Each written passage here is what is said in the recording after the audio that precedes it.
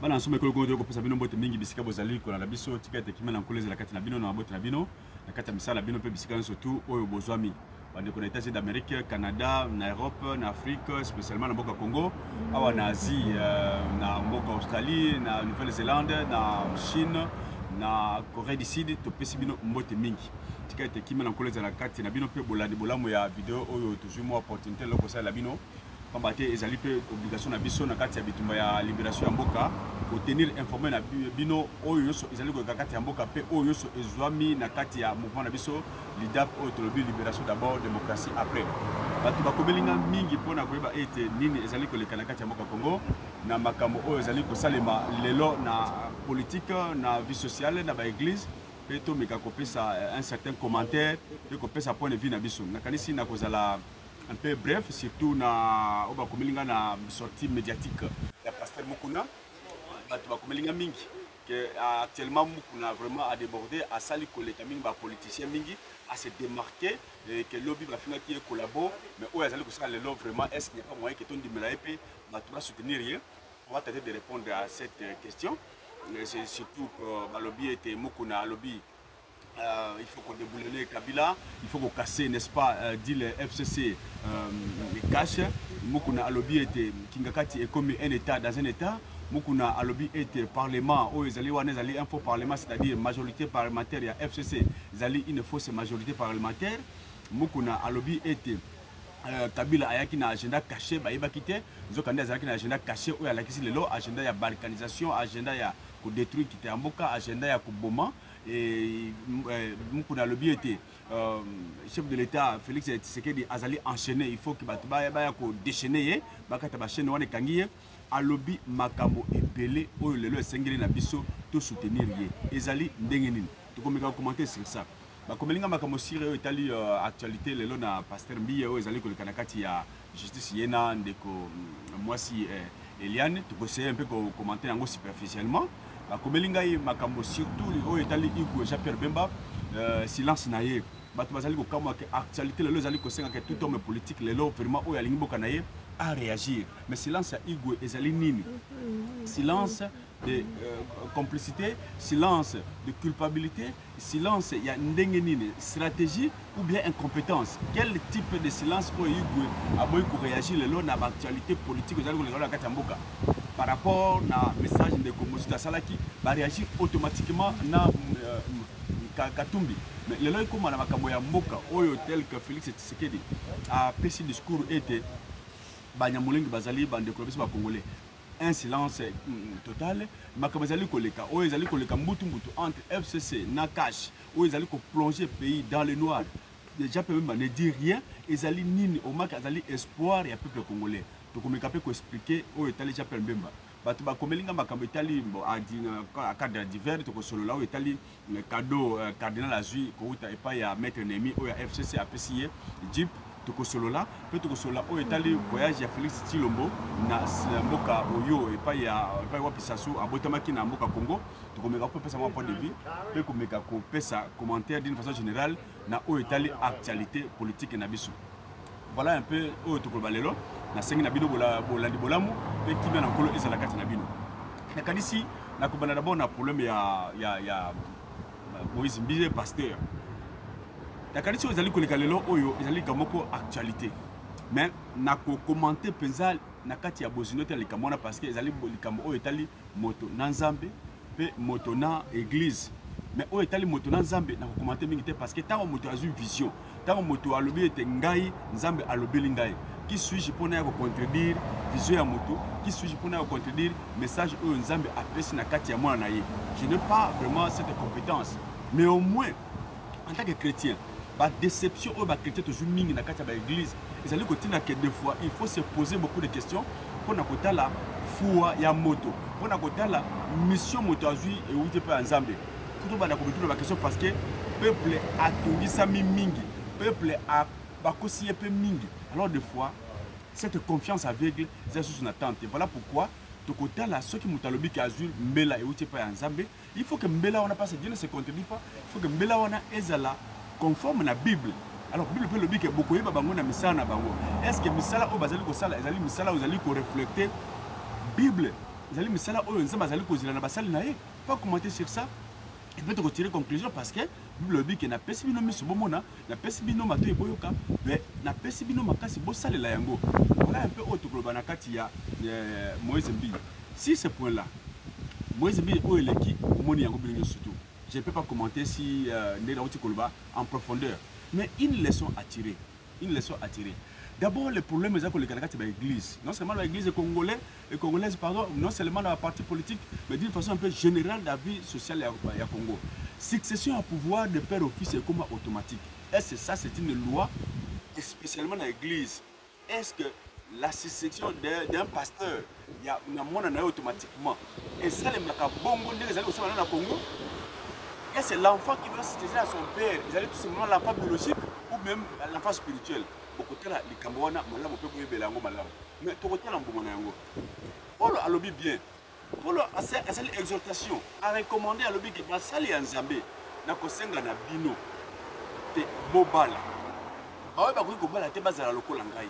Et puis sengameli na un pasteur azala na mwasi. Pourquoi Paul a recommandé yango? Parce que a été eloko wana etali ekobo le sexe ezali moko ya motambo munene oyo munguna azali kokoyesa bato. Le sexe et l'argent. Voilà pourquoi il recommande, n'est-ce pas, aux hommes de Dieu, surtout les pasteurs, babala. Pour éviter autre comme les lots.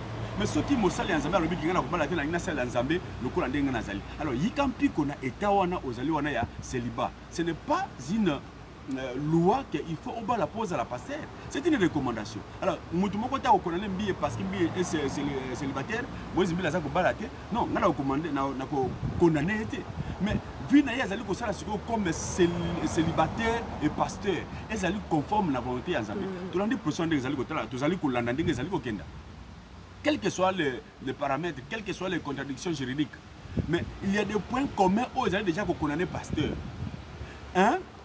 Parce que la jeune fille n'a pas été violée parce que par rapport à l'âge naïf. Donc, il y a qu'à violer, la fille est déjà majeure. On accepte cette hypothèse-là. La femme, la jeune fille n'a pas fait des avortements. Acceptons que ça qui avortement. Mais une chose est commune, où ils allaient accepter les deux camps, c'est que Bakoutana Baïbanaki. Est-ce qu'ils allaient autoriser la pasteur à yéba moi si oyo à qualité et surtout dans la église? N'est-ce pas? Ils allaient autoriser le pasteur à Sala Bosoni na moi si na kati église oyo yaye et surtout que bala été officiellement ba pareil à moi na ba yeba sala mariage. Point d'interrogation. Alors bino bo juger yango boyeba ke acte ya sali wala benga yango ni na kati ya Bible. Pe bo juger yango. On est allé de misala oyo ba ko juger moto parce que là il n'y a pas un problème de l'appel de Dieu. Et allez comme on a passé Bible le bique ba ko sambisa moto na misala na ye asala ki. Le jugement viendra à partir ya misala moto na moto asali. On va le juger. Alors est-ce que misala on est allé ko l'accepter ça misala mon Nzambe point d'interrogation. Yena Nzambe na ye pe na population mais na bengi bato ba fungola matoyi pambate moto ya boyepe akoya lisu na église abandi côté ya Djemadi Satan azali ko bunisa église mais Satan azali ko bunisa église est-ce que oyo sali awa ezali Satan ou bien ezali yo volonté délibérée na yo wana bino moko bo tirer leçon mais ce qui est vertement c'est que il faut te fungola mi support comme na ngonga ya suka ba église ya lokuta koya ba sali pe ya lokuta ba koya na kombo ya Nzambe pe ba oyo bazali ba chrétien oyo bazali na la compétence à diriger l'église on a cité Bethel batala likambo na pona honneur l'église parce qu'ils allaient l'église moko oyo pe ebikisi bato mingi na kati ya EDC mais allaient consommer ba milimo ya bato mingi. Alors on ne peut pas avoir n'est-ce pas des bergers rebelles na kati ya église oyo bazali comme bana empaté na matiti kauka pour que bakufa. Ça vraiment le choix et la décision revient à chacun ndenge procès allait kotambola na likambo ya pasteur mokuna oyo alobi na ba discours ndenge bizali kolanda. Est-ce que mukuna a tort ou Mukuna a raison? Est-ce que tu as suivre Mukuna ou va suivre été? Ndenge ba komelinga question wana. Bandeko, na mituna nyonso ona li tuninga ezala Mukuna, ezala Mbiye, ezala Igwe, ezala Félix Tshilombo. Rakanti réponse ezali moko. Réponse générale ezali moko na mituna nyonso wana. Pe na kotala na relaxation na bosino sur comment réponse na ngai et ko marcher et ko se connecter na ba question que vous posez. La réponse c'est quoi? La réponse c'est que notre pays est sous-occupé et on ne libère pas une sous-occupation par les élections. On ne peut pas libérer un pays sous-occupé par les élections. Les élections, elles allient limiter na la libération. Il faut que les peuples se prennent en charge pour libérer Mboka Naye. C'est ça la réponse clé.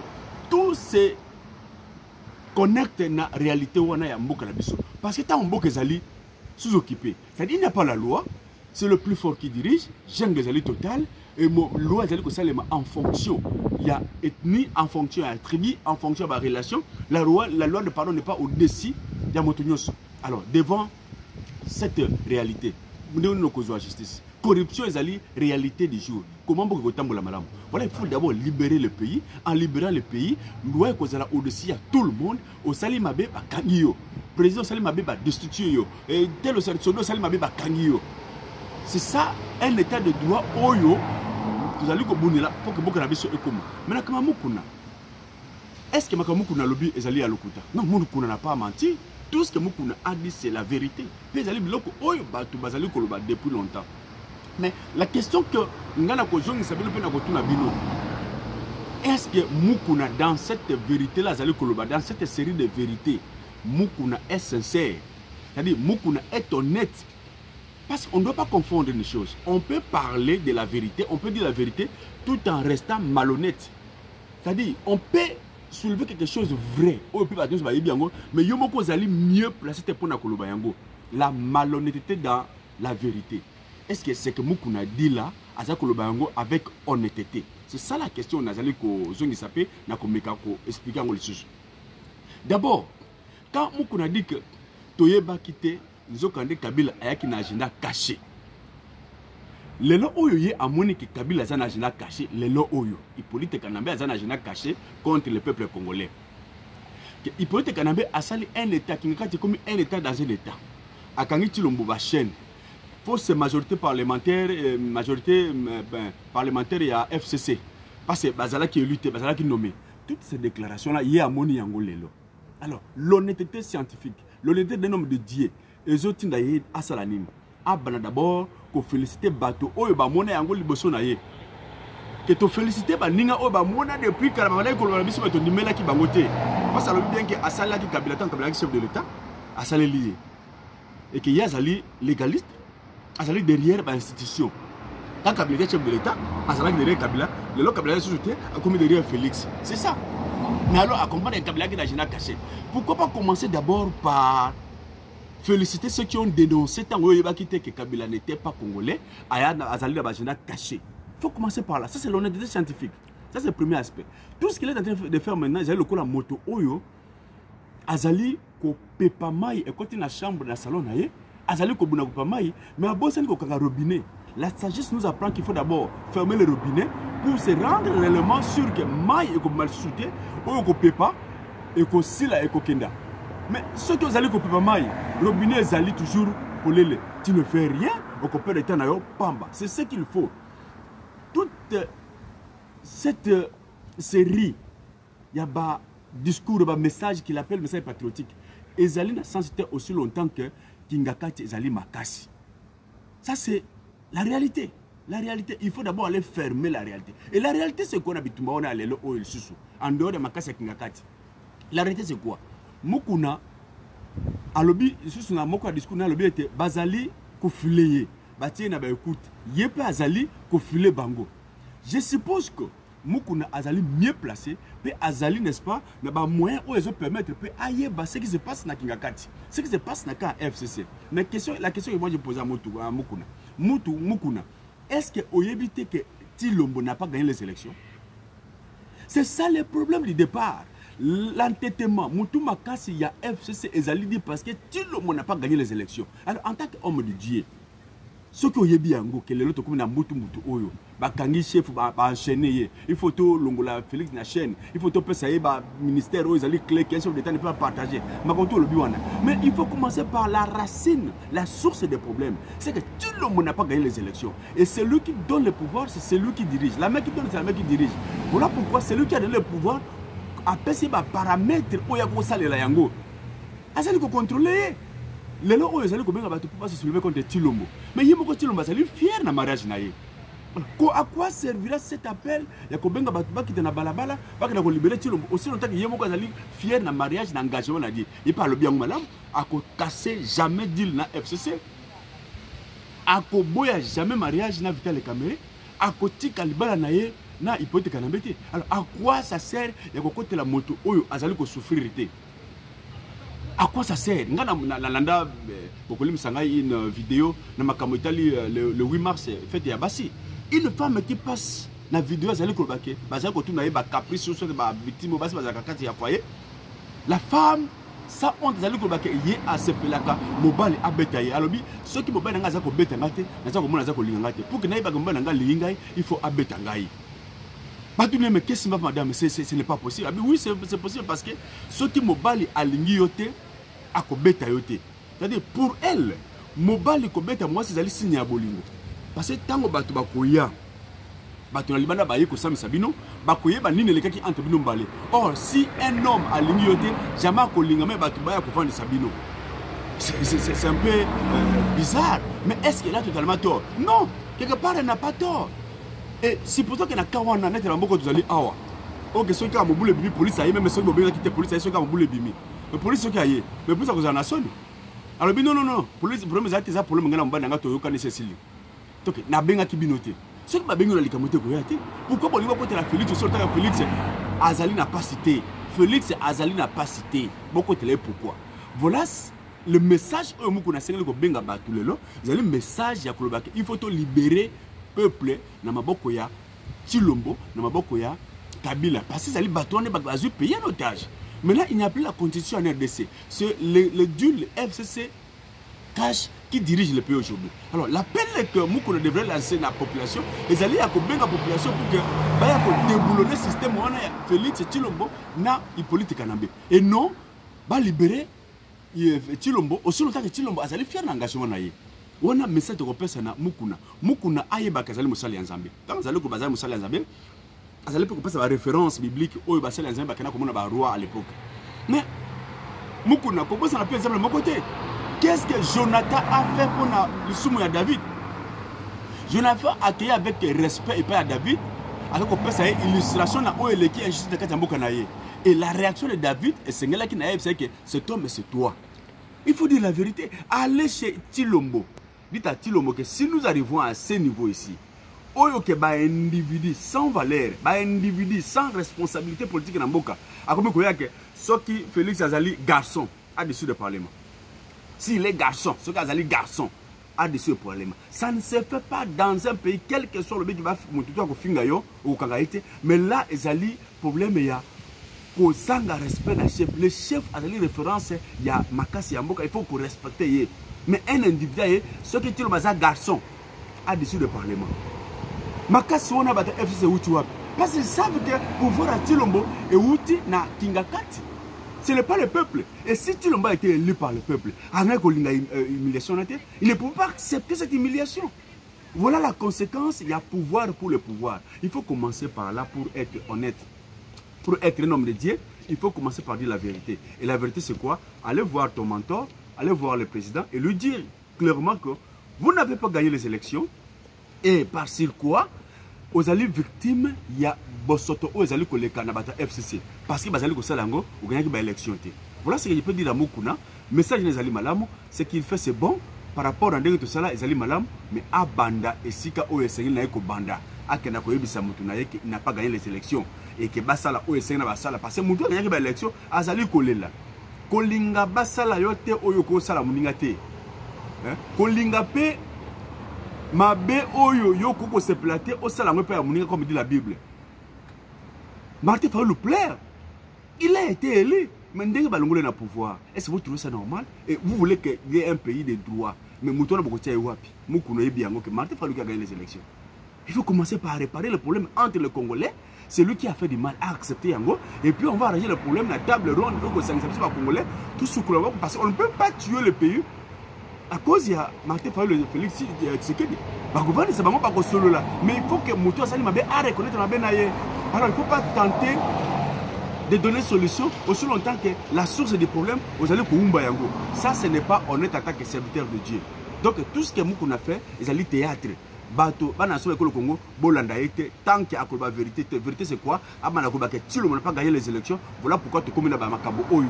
Et tous les d'abord sous ce Makabo, Tshilombo a dénoncé deal Et après, Dilouana, on ne peut pas intervenir dans le mariage de Chilombo na Kabila parce que Chilombo lui-même est content. À Salina et Sengo, il y a Dilouana. Donc voilà la réponse que je peux donner. C'est vrai, ce qu'ils disent, c'est la vérité, mais la vérité, Mokozali, Nakati, il y a malhonnêteté. Il n'est pas honnête. Il n'est pas honnête. Ça, nous passons à ce point-là. Donc, comme on a un point où est allé, par exemple, le problème, il y a Dip, tout le monde c'est Bassali Anzambe. Tout le problème, il y a Dip, où Maître Nemi a Pessi Cardinal Ambongo. Oui, c'est bon, c'est une bonne chose. Les alliés m'abaissent. Mais là, on a connu ce cardinal.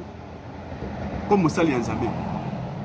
Derrière un cadeau, il y a toujours un message. N'importe lequel, dans n'importe quelle circonstance. Derrière un cadeau, il y a toujours un message caché. Quel est le message caché? D'abord, le message, il y a deux aspects. Le message caché, il y a derrière un cadeau, il y a deux. Il y a le message d'amour, comme il y a un message de haine. Le message d'amour, dans la Bible, il y a surtout dans le verset plus populaire de la Bible, Jean 3,16. Nous sommes allés à Kimokili. Tant que moi, je suis allé à Maboko et Mungu, atteindre moi na le cadeau. Nous sommes atteindre moi pour que aya ko libérer Mboka. Jésus est venu, il fallait que Nabituma Jésus a payé 100 pour nous libérer de l'esclavagisme satanique. Dieu a donné, c'est un cadeau que Dieu a donné à l'humanité. Mais ce cadeau, c'était quoi? L'amour de récupérer sa création. Ça, c'est l'amour. Mais Satan peut aller. Azaliko peut ça. Mais Azaliko peut ça avec haine dans l'espoir de Dieu. Comme Jean toujours dit ici, dit Salobi, que Yé aye pour nako yiba ko boma pe ko détruire, c'est sans son rôle.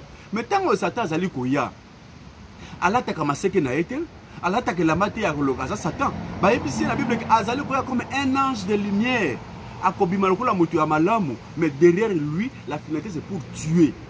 Sache que le cadeau que tu reçois, il peut être Kanambe, oh, baby qui n'a pas gagné les sélections, oh, baby qui est un Rwandais, oh, baby qui a allé pour détruire. Il est venu avec deux mains comme ça, rien. À Yibi, na Congo, à Salitou, à Pessiba Kadoa, Nazali Kopesalelo, il n'est plus au pouvoir. Il y a que derrière ça, Ezali na message, il y a haine. Parmi les messages, il y a Ezali, message, il y a pour acheter conscience.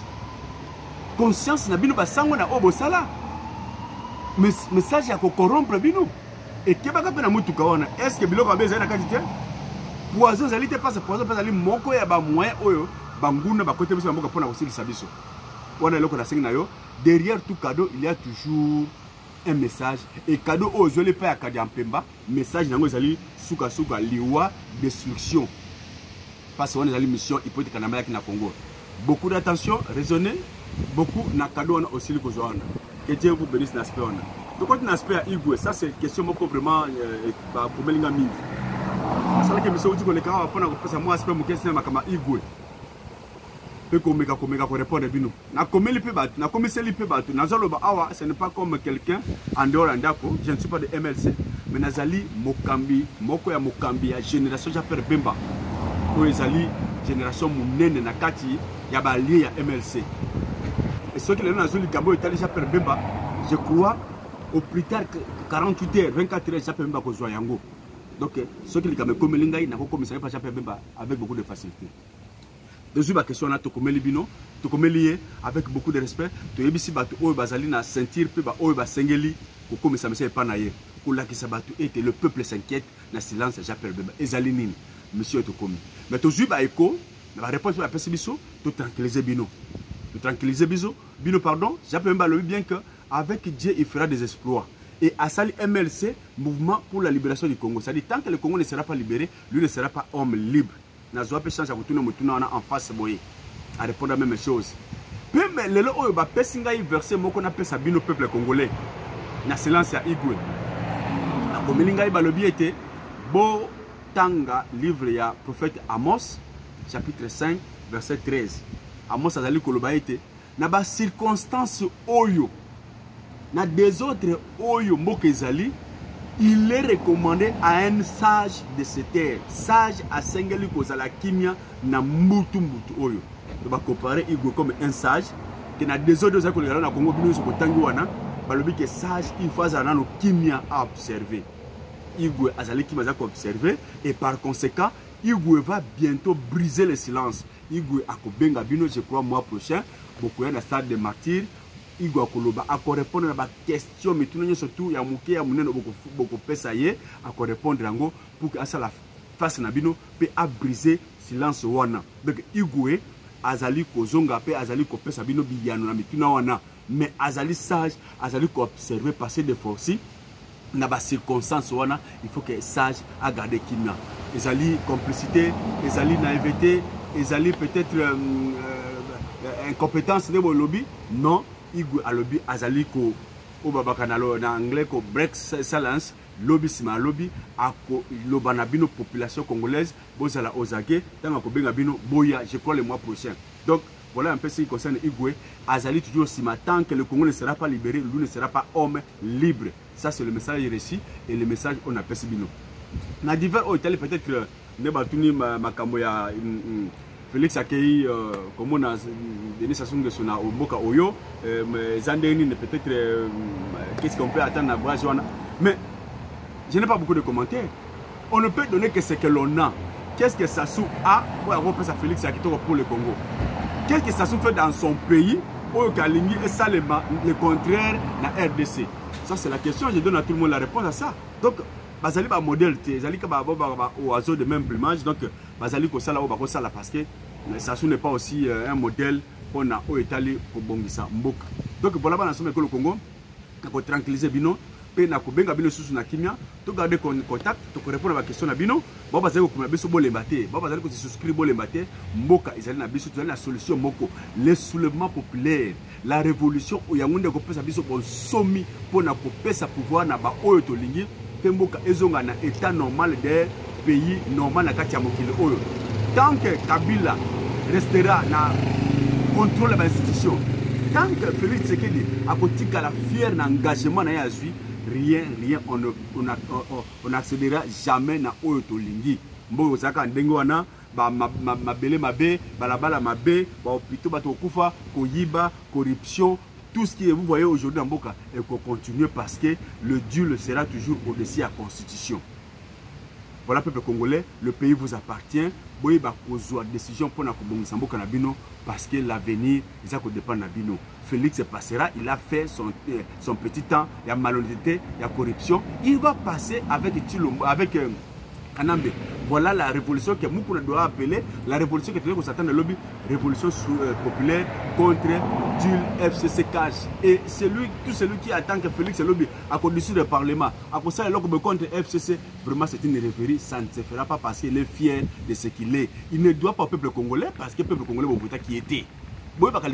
Félix n'a pas été élu par le peuple congolais. Voilà pourquoi il doit à celui qui lui a donné le pouvoir, c'est Kabila. Sans Kabila, nous ne serait pas chef de l'État. Voilà, il doit à Kabila, il ne doit pas au peuple congolais. Si vous avez pour Félix, vous allez coller ça tant. Que Dieu vous bénisse, vous gardez contact, vous se souscrire, vous comme la biso, nous sommes ensemble. Le combat de la libération est un combat juste, un combat noble et que tu colles pour l'honneur et la gloire de ce grand pays RDC. Que Dieu vous bénisse, Ingeta. Merci.